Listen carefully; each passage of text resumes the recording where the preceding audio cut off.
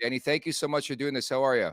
Hey guys, hey Nick, how are you? Rosie, good to see Danny you, buddy. B, how are you, man? Thanks for How joining long's us. it been, boys? How long's it been? It's been probably 10, 12 years. Yeah, no kidding. It's I, I don't like to think it was about my it. It's last year. We played together my last year in Philly, which would have been the 12-13 season. So the yeah, about 12 years. lockout year there, lockout year. Yeah. So That's great to right. see you again. Thanks for coming on. We appreciate that. You've had a hell of a weekend. Well, the weekend was rough with the way our team played, but the days leading into that was we feel a little better with the trade deadline. I was going to ask you, like, how do you decompress? Did you put your feet back? I know you guys played over the weekend, but just a chaotic like week before the deadline, I think. It is, and I mean, I slept like a baby Friday night, just completely exhausted from all the dealings, and you're on the phone so much, and it's an arms race, and you're negotiating with 31 other GMs. There's back and forth. Those last 3 or 4 days. So it's really interesting. It's exhausting, but also a lot of fun. And luckily, I'm really well surrounded. Got a lot of great people around me helping me navigate. The value of everything, the value of draft picks, the value of contracts, the value of players, NHL, minors, prospects. So you need a lot of good people around you to help you through the whole process. And one of your biggest deals on Friday was, dealing with the Toronto Maple Leafs in Scott Laughton trade. Can you tell us a little bit about how that deal came together and were the Leafs kind of on your radar from the get-go? Well, we definitely had some talks leading into it, but I didn't know where it was going to go. There were so many teams that were interested in Scotty Laughton and what he brings to the table.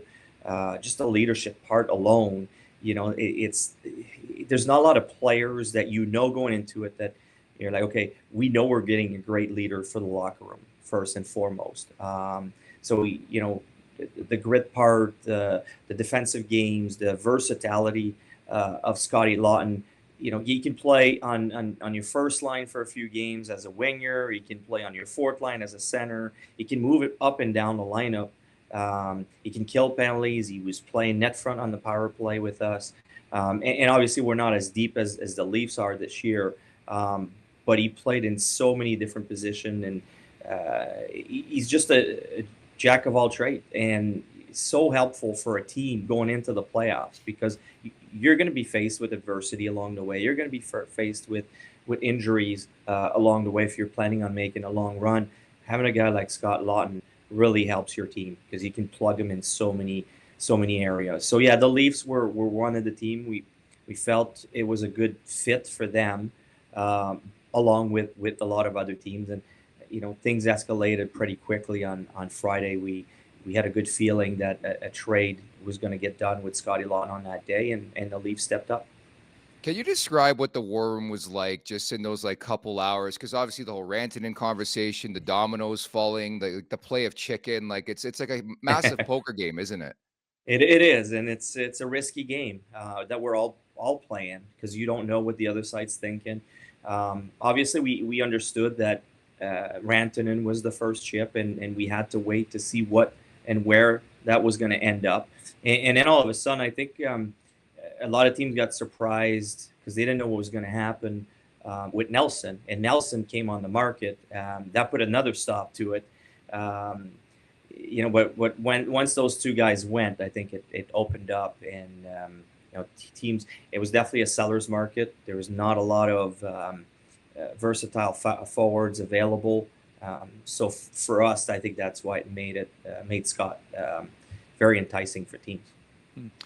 So take us through the mind of a general manager. Obviously, all the focus is on the contenders at the time, but to be a seller at this point in time, from the outside, someone can say, "Oh, that must be tough to do that." But is this really the beginning for you and the Flyers organization of saying, "Okay, we've made our moves. Now it's the beginning of every day we get better"? At some point, we have to start looking the other way, and you're right about that. We want to start adding and being on the other side. We didn't feel this was the time yet at this trade deadline. We were, I think at the time, 5 points out of a playoff spot. We had to leapfrog 6 teams, and that's what makes it tough. You need 5, 6 other teams to kind of go south, and that's probably not going to happen. So, realistically, it was just tough for us to get into the playoffs, and we still hope, and I hope our team, puts in a string of wins and puts us back in a playoff run. But we have to try to be realistic. So, unfortunately, we were on the outside looking in. Surprisingly, it's not just the contenders that we're calling for Scott, because of what I talked about before. A couple teams that were actually rebuilding were really interested in his leadership. We used it the last couple of years to help our rebuild, help our culture, bring back what the Flyers were in the past.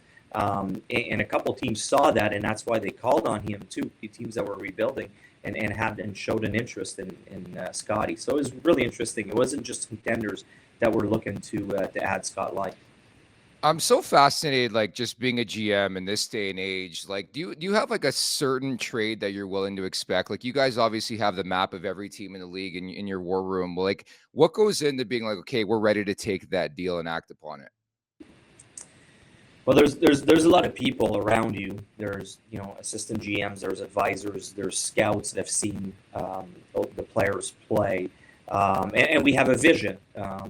So I'm not by myself. I don't do anything alone. It's as a team, just like you have a team on the ice playing. Everything is done as a team, and we discuss and we have a vision, and we try to gear it towards what makes the most sense and what we're most interested in.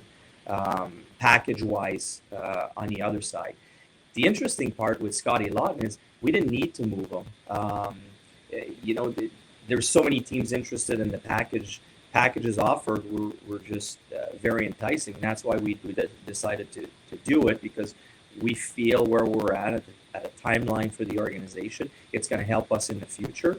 But it was a tough one to do. It's tough to let him go. He still has another year on his contract. He's been a big part of our team. So it wasn't an easy trade to let Scott go. Last one for me, Danny. A prospect like Nikita Grebenkin, he, for the short amount of time that he was kind of around and in the news, he made quite an impact in Toronto. What are your thoughts on a prospect like him? Well, and that's a really good question, Rosie, because I didn't know much about him. I had seen him play a few shifts here and there. I liked what I saw, but I don't know much about his game as far as the overall game that he brings. And as soon as we started talking to Toronto, one of the name that our pro scouts were salivating over was Nikita Grebenkin. So, we discussed all kinds of different scenarios, and for us, it was important that Nikita was part of that package to close out the deal, and we're very excited about that.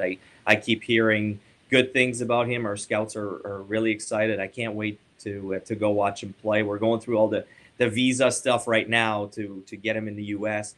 We hope he's there by the weekend. He's going to start in Lehigh Valley for us, but we hope we can give him a few games before the end of the year with the Flyers as well. Have you had a chance to see the infamous clip? Because right away, whenever the Flyers seem to make a trade, I'm like, oh, this is a prototypical Flyer. And then I look at Grebenkin, I'm like, it makes sense why you guys wanted him. But the back check, forecheck, paycheck clip, did you see that?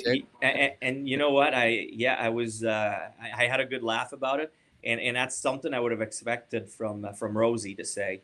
So it was definitely it was funny. We had a good laugh about it, and we can't wait to have him here. Rosie, you love him, don't you? You love Grebenkin, don't you? I just like the guys that have a smile on their face, have personality, are visibly happy to be there, are willing to do anything for the team, and I think he checks all those boxes. So I think he got a good one in that. It was tough to see him leave Leafs Nation here, but I think it was a good choice. No, that's good. And you know what? It's good to have personality. I agree with you, Rosie, that having and especially in Philadelphia, it's one of those cities that those types of players can make a good living. Showing some personality. Our fans love that. Danny, can't thank you enough for taking some time today. Really, really appreciate it. And good luck down the stretch here into the off season. Thanks for having me, guys.